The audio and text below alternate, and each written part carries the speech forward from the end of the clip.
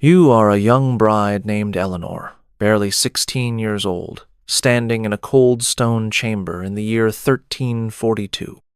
Tonight is your wedding night, but the man waiting for you in the shadows isn't your only concern. Through the heavy wooden door, you can hear the voices of 20 wedding guests who refuse to leave until they hear proof of what's about to happen to you. Your new husband, Sir Geoffrey, a man 3 times your age, with breath that reeks of ale and rotting teeth, approaches with a bloodied cloth in his hands. But this isn't just about consummation. The village priest waits outside with a manual of sexual positions, ready to interrogate you tomorrow about which ones you used. If you chose wrong, if you experienced too much pleasure, if you failed to bleed sufficiently, you could be branded a witch and burned alive. Your mother's whispered warnings echo in your mind. Remember, child, even in marriage, your body belongs to God, the church, and your husband, never to you. What you're experiencing isn't an isolated nightmare. It's the systematic reality of medieval intimacy, where the most private moments of human life were governed by rules so twisted and invasive that they would horrify modern people. This wasn't just about religion or tradition. This was about control so complete that it reached into the marriage bed itself, turning love into legal procedure and pleasure into potential damnation. Tonight, we're diving into the most disturbing sexual practices of the medieval era. Not just the bizarre customs you might expect, but the systematic ways an entire civilization weaponized intimacy against its own people. We'll explore how the church turned bedrooms into courtrooms, how communities made private moments public spectacles, and how the most natural human desires became sources of terror and shame. To understand the horror of medieval sexual practices, we must first grasp how completely the church controlled every aspect of intimate life. In medieval Europe, your bedroom wasn't private. It belonged to God, monitored by priests, and regulated by laws that made the most natural human impulses into potential crimes against heaven itself. The medieval church didn't just influence sexual behavior, it micromanaged it with terrifying precision. Saint Jerome, writing in the 4th century, declared that a man who loves his wife too ardently is an adulterer. This wasn't metaphor. It was doctrine that shaped every intimate moment for the next 1,000 years. Thomas Aquinas, the great medieval theologian, codified these beliefs into explicit rules that governed when, how, and why married couples could touch each other. According to church doctrine, sexual intercourse was only acceptable on certain days of the week, during specific seasons, and in one position only. Monday through Wednesday were forbidden because they were preparation days for religious observances. Thursday was forbidden because it commemorated Christ's arrest. Friday was forbidden because it was the day of crucifixion. Saturday honored the Virgin Mary and was therefore off limits. Sunday belonged entirely to God. This left Tuesday and Thursday, but even those days came with restrictions. No sex during Lent, Advent, Whitsun week, Easter week, or the month before Christmas. No sex during menstruation, pregnancy, or while nursing. No sex during daylight hours. No sex if either partner had impure thoughts. When church authorities calculated all these restrictions, they determined that married couples could legitimately have intercourse approximately 50 days per year. But the rules went deeper than timing. The church taught that only one sexual position was acceptable: man on top, woman beneath, face to face. Any variation was considered against nature, and therefore sinful. Oral contact was forbidden entirely. Manual stimulation was forbidden. Even excessive kissing could be grounds for confession and penance. The medical establishment, such as it was, supported these restrictions with pseudoscientific theories that painted female sexuality as fundamentally dangerous. Medieval physicians believed that women were essentially defective men, their sexual organs merely inverted versions of male anatomy. The vagina was thought to be an inside-out penis, and the ovaries were considered internal testicles. These weren't fringe beliefs held by ignorant peasants.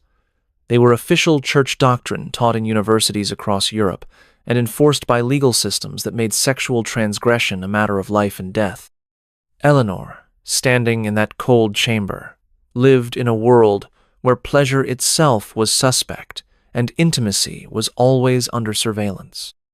The wedding night in medieval Europe wasn't a private moment between two people. It was a public performance with an audience that demanded proof of consummation.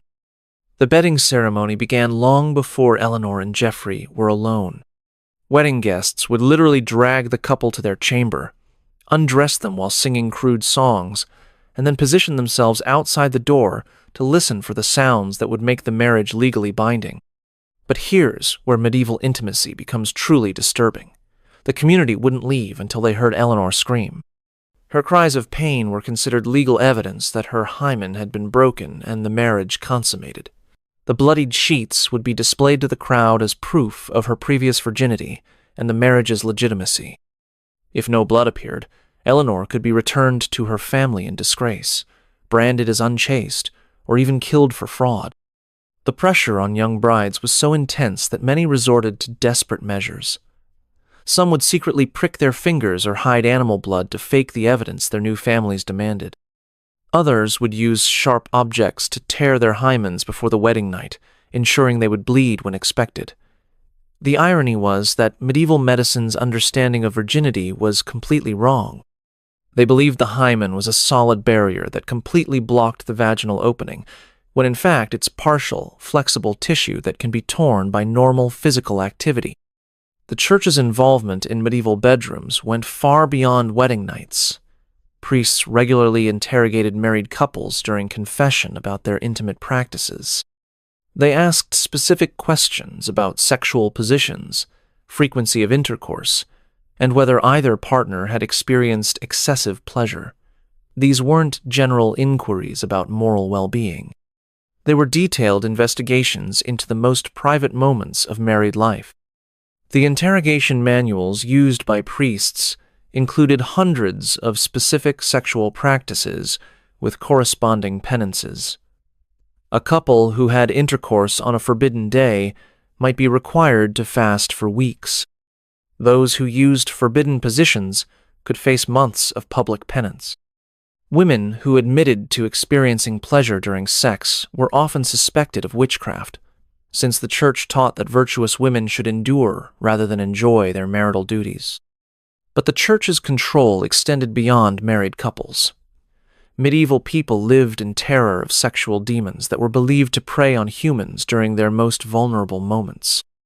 The succubus and incubus weren't folklore. They were accepted medical and theological facts. Church authorities taught that these demons could take human form to seduce men and women, stealing their life force through sexual intercourse. Medieval theologians developed elaborate theories about how these demons operated. They believed a demon could first take female form to collect seed from a man, then transform into male form to impregnate a woman with the stolen essence. Any child born from such a union was believed to be cursed or demonic. Women who reported sexual dreams or unexplained physical sensations were often accused of consorting with demons. Sleep paralysis, now understood as a neurological phenomenon, was interpreted as demonic sexual assault. Men and women who woke unable to move, often with sensations of pressure on their chest, were believed to be under demonic attack. The church prescribed elaborate rituals of exorcism and purification, but many suspected victims were burned as witches instead. The medieval understanding of menstruation added another layer of terror to female sexuality. Menstrual blood was believed to be so toxic that it could kill crops, sour wine, and cause men to lose their strength. Women during their monthly cycles were considered dangerous pollutants who had to be isolated from normal society. They couldn't enter churches, prepare food, or touch sacred objects. In many villages, menstruating women were required to live in special huts outside the community until their bleeding stopped. The church taught that menstruation was God's punishment for Eve's original sin, making every monthly cycle a reminder of feminine shame. Medieval physicians believed that menstrual blood that wasn't properly expelled would accumulate and poison the woman from within. They prescribed bloodletting, purging, and other dangerous treatments to balance what they called the female humors. Medieval women developed secret knowledge about managing their cycles, using moss, cloth, rags, and sheepskin as primitive protection. They tracked their cycles by lunar phases and developed herbal remedies to ease pain and regulate flow. This knowledge was passed down through generations of women, carefully hidden from male physicians and church authorities who might condemn it as witchcraft. The systematic control of medieval sexuality wasn't accidental. It was a carefully constructed system designed to maintain social order through the most intimate aspects of human life. The church understood that controlling sexual behavior meant controlling the fundamental building blocks of society: marriage, family, and reproduction. Medieval marriage wasn't about love or personal fulfillment. It was a political and economic arrangement where bodies became territories to be conquered, defended, and traded. When Eleanor's father arranged her marriage to Geoffrey, her virginity was literally her dowry, more valuable than gold or livestock. The hymen became a currency of honor, traded between families as proof of their daughter's purity and their own reputation. The legal system reflected these sexual anxieties in its treatment of rape, adultery, and sexual assault. Rape wasn't defined as a crime against the woman, but as a crime against the male who owned her, her father, husband, or lord. The punishment for rape varied dramatically depending on the social status of both victim and perpetrator. A nobleman who assaulted a peasant woman might pay a small fine, while a peasant who attacked a noblewoman would face torture and death. Adultery was punished even more severely, but only for women. A married woman who had relations with any man other than her husband could be killed by her husband with no legal consequences. Medieval law codes specifically granted husbands the right to murder adulterous wives and their lovers if caught in the act. Men, however, were generally free to have relations with unmarried women, servants, or prostitutes without legal consequences. The Church's doctrine created its own bizarre legal practices. Since marriage wasn't considered binding until sexual intercourse occurred, proving or disproving consummation became a matter of legal inquiry. Church courts would examine both husband and wife, interviewing them separately about intimate details of their wedding night. They would inspect the woman's body for signs of penetration and question neighbors about what they had heard through bedroom walls. The medieval period saw the development of increasingly elaborate theories about sexual compatibility based on astrological signs, bodily humors, and physical characteristics. Medieval physicians believed that sexual pleasure and fertility depended on the proper balance of hot and cold, wet and dry humors in both partners. A hot husband might be incompatible with a cold wife, leading to dysfunction and infertility. Physical examination of potential spouses was common among wealthy families. Physicians would examine the bride's body for signs of her sexual temperament. Wide hips indicated fertility, while narrow hips suggested barrenness. The groom's anatomy was analyzed for compatibility with his intended bride. These examinations were conducted with the same clinical detachment used for examining livestock. The church authorities developed their own theories about sexual compatibility based on spiritual rather than physical characteristics. They taught that couples who were too closely related, either by blood or spiritual kinship, would be cursed with dysfunction and monstrous children. The complex rules of relationship meant that many medieval marriages were later annulled when previously unknown family connections were discovered. This wasn't just social control. It was the weaponization of intimacy itself, turning the most private human experiences into public matters of law, religion, and social standing. The human cost of these twisted practices becomes clear when we examine what happened to individual women who fell victim to medieval sexual paranoia. Consider the story of Isabella of Normandy, whose wedding night in 1367 became a nightmare that would haunt her for the rest of her short life. Isabella was 14 when she married Lord Robert, a man of 43 who had already buried 2 previous wives. The bedding ceremony proceeded normally, with guests undressing the couple and positioning themselves outside the chamber door. But when morning came, the expected bloodied sheets were nowhere to be found. Isabella's new mother-in-law immediately accused her of arriving at marriage unchaste. The family called in the village priest to examine Isabella's body. In front of a room full of witnesses, she was forced to submit to an invasive physical inspection designed to determine whether she was truly a virgin. The priest's conclusion was damning.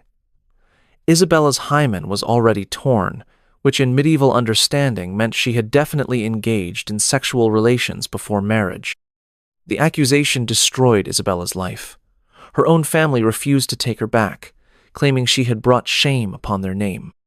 Lord Robert's family demanded compensation for the fraud, threatening to have Isabella tried as a witch if payment wasn't forthcoming. Isabella found herself trapped in a marriage where she was treated as damaged goods, constantly reminded of her supposed sin. The truth, which medieval medicine couldn't understand, was that Isabella's hymen had been torn years earlier during a riding accident. But in a world where female anatomy was completely misunderstood, natural variations in physiology became evidence of moral corruption. Isabella died 3 years later during childbirth, still branded as the woman who had deceived her husband on their wedding night. Even more tragic was the fate of Agnes the Weaver, a young woman from a small English village who made the mistake of reporting her sexual dreams to a priest during confession. Agnes, barely 18, had been experiencing vivid nighttime visions that left her feeling confused and frightened. Seeking spiritual guidance, she described these dreams to Father Benedict during her weekly confession. Father Benedict immediately recognized the symptoms of demonic visitation. According to church doctrine, Agnes's dreams were proof that she had been seduced by an incubus, a male demon who preyed on young women through sexual dreams. The priest began an investigation that would ultimately destroy Agnes's life and end with her death. The inquiry started with detailed interrogations about Agnes's dreams. Father Benedict demanded explicit descriptions of what had occurred, who had appeared to her, and what physical sensations she had experienced. Agnes, terrified and confused, tried to answer honestly, not understanding that her words were being used to build a case against her. The investigation expanded to include Agnes's neighbors, who were questioned about her behavior, her companions, and any signs of supernatural activity around her home. Medieval communities were hotbeds of gossip and suspicion, and several villagers came forward with stories of strange sounds, unexplained lights, and other phenomena they now attributed to Agnes's alleged demonic activities. The final evidence came when Agnes was subjected to physical examination by a group of church authorities and local physicians. They claimed to find marks on her body that proved demonic contact, small blemishes, moles, and scars that were interpreted as signs left by supernatural lovers. Agnes tried to explain that these were natural marks she had carried since childhood, but medieval superstition made logical explanation impossible. Agnes was tried as a witch and burned alive in the village square. Her crime was reporting sexual dreams to a priest who interpreted natural human sexuality through the lens of demonic possession. Her death served as a warning to other young women about the dangers of seeking spiritual guidance for perfectly normal human experiences. These stories reveal the true horror of medieval sexual practices. They turned natural human sexuality into evidence of moral corruption, spiritual contamination, and supernatural evil. The systematic sexual oppression of medieval Europe didn't end with the Middle Ages. Its influence echoed through centuries of European culture, shaping attitudes about sexuality, gender, and bodily autonomy that persist in various forms today. The Church's weaponization of intimacy created psychological and social patterns that proved remarkably durable. The medieval period established the principle that sexual pleasure was inherently suspicious, especially for women. This belief system created generations of people who viewed their own natural desires as sources of shame and potential damnation. The idea that virtuous women shouldn't enjoy physical intimacy became so deeply embedded in European culture that it influenced medical practice, legal systems, and social expectations well into the 20th century. The practice of public verification of sexual activity established precedents for community surveillance of private behavior that would reappear throughout European history. The Spanish Inquisition expanded these methods, using torture to extract confessions about sexual practices from suspected heretics. The witch trials of the early modern period drew directly on medieval techniques for identifying and prosecuting sexual deviants. Medieval marriage laws created legal frameworks that treated women as property rather than individuals. These principles influenced European colonial expansion, with settlers carrying medieval attitudes about sexuality, marriage, and gender roles to other continents. The legal subjugation of women's sexual autonomy became a cornerstone of patriarchal systems that spanned the globe. The medical establishment's fundamental misunderstanding of female anatomy had consequences that lasted for centuries. Medieval beliefs about women's bodies influenced medical practice through the Renaissance and into the modern era. The idea that women were defective versions of men continued to shape medical education and treatment well into the 19th century. Perhaps most tragically, the medieval period normalized the idea that sexual violence against women was a property crime rather than a personal assault. This legal framework influenced the development of rape laws throughout Europe and its colonies. The principle that a woman's sexual value belonged to her male relatives rather than herself became embedded in legal systems that required centuries of struggle to reform. The psychological impact of medieval sexual practices extended far beyond their immediate victims. Children raised in households where intimacy was governed by fear and suspicion learned to view their own sexuality as dangerous and shameful. These attitudes were passed down through generations, creating cycles of sexual dysfunction and emotional trauma that affected entire cultures. The medieval period proved that sexual repression could be used as a tool of social control, more powerful than economic exploitation or physical violence. By making people afraid of their own bodies and desires, authorities could maintain order without constant surveillance or punishment. The fundamental mechanisms that enabled medieval sexual oppression haven't disappeared from modern society. They've simply evolved into more sophisticated forms that are harder to recognize, but equally destructive. Understanding how medieval authorities weaponized intimacy provides crucial insights into contemporary struggles for sexual freedom and bodily autonomy. The medieval church's detailed regulation of sexual positions and practices finds disturbing parallels in modern attempts to legislate intimate behavior. Contemporary debates about contraception, reproductive rights, and sexual education often employ the same logic that medieval authorities used to justify their intrusion into private bedrooms. The principle that religious or governmental authorities should determine acceptable sexual practices remains a powerful force in many societies. The medieval practice of community surveillance of sexual behavior has been enhanced rather than eliminated by modern technology. Digital communications create permanent records of intimate conversations and relationships. Social media allows communities to monitor and judge private behavior with unprecedented precision. The same psychological mechanisms that allowed medieval neighbors to police each other's sexuality operate today through online platforms and digital surveillance. The medieval belief that women's sexual experiences belong to their male relatives rather than themselves persists in modified forms throughout the world. Honor-based violence, forced marriage, and legal systems that treat sexual assault as property crimes all draw on medieval precedents. The fundamental question of who controls women's sexual autonomy remains contentious in many societies. Perhaps most troublingly, the medieval use of sexual shame as a tool of social control has been amplified by modern media and technology. The ability to document, distribute, and permanently preserve intimate moments creates new opportunities for the kind of sexual humiliation that medieval authorities used to maintain order. The weaponization of sexuality against political opponents, social minorities, and anyone who challenges authority follows patterns established in medieval Europe. The international nature of modern society has created new opportunities for sexual exploitation, while making accountability more difficult to achieve through jurisdictional complexity and institutional fragmentation. Return with me now to that cold stone chamber where young Eleanor stands trembling before her wedding night ordeal.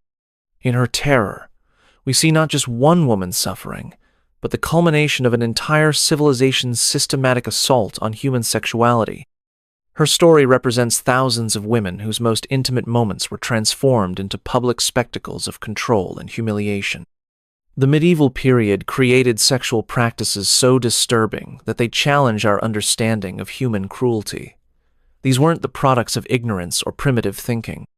They were sophisticated systems of oppression designed by intelligent people who understood exactly how to use shame, fear, and religious authority to control the most fundamental aspects of human experience. Eleanor's wedding night wasn't about love, pleasure, or even reproduction.